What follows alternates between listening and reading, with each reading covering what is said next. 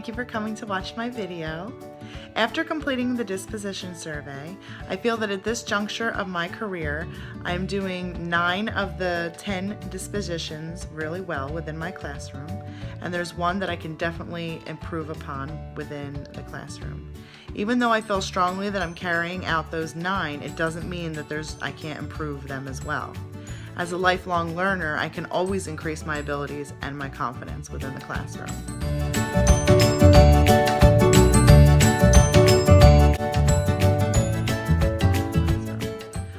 First and foremost, I certainly believe that everybody can learn.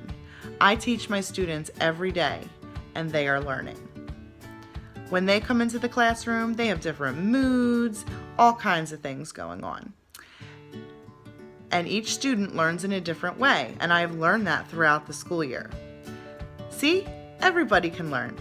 There's a saying that says you learn something new every day, and I definitely agree with that, whether it's in school or within the community.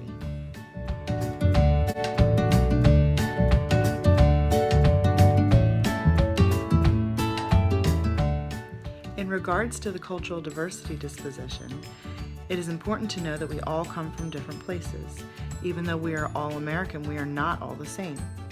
I try to help my kindergartners by inquiring about their prior knowledge during the engagement part of my lessons. I don't want to assume that everybody knows what a zoo or an aquarium or a house is. Some students may have never been to a zoo or an aquarium, to know that it's a place where animals live and we can go safely to see them. They may have only lived in an apartment and may not know what it is like to live in a house, because to them, a home is an apartment. Building that background is key to help them gain prior knowledge for the next time that it may come up.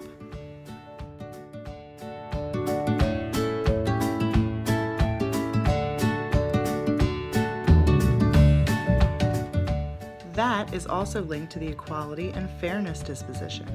I make sure that every child in my classroom is treated the same. I don't care if they are black, white, Hispanic, Asian, boy, or girl. When they are not following directions and they get reminded of the rules, negative reinforcement.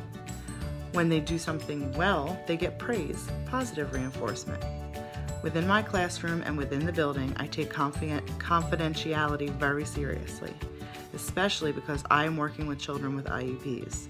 I do my best to make sure that the only people I discuss anything with about that child is somebody that also works with that child and knows about their IEPs.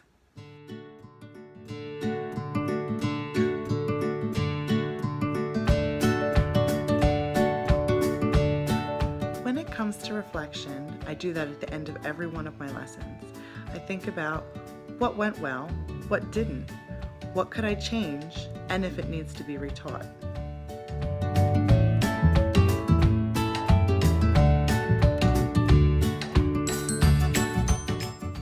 Being a kindergarten teacher, I incorporate the inquiry disposition often. I feel it is important for my students to be able to explore with materials before being asked to complete a task with them. Inquiry is one of the most important parts of engaging the students into the lesson. I want to be able to capture their attention so that they can get the most out of my lessons.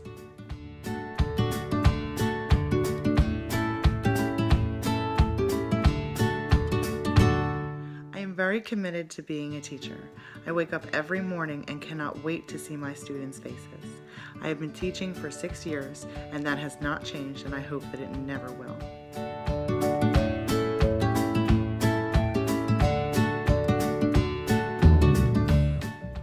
At school, showing professionalism is different throughout the school.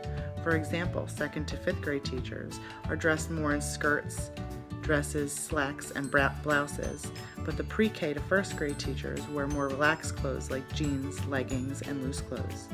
I know that I do this because I am constantly on the ground with my students while we are doing learning. What are standards for professionalism?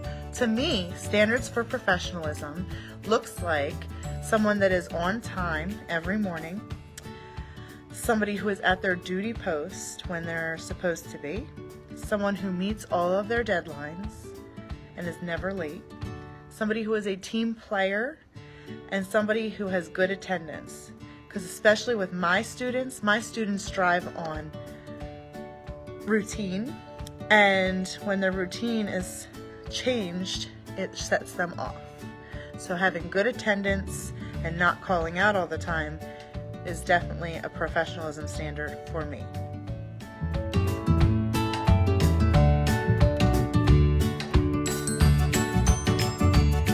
This position that I feel I need to work on the most is being there more for my coworkers emotionally and spiritually.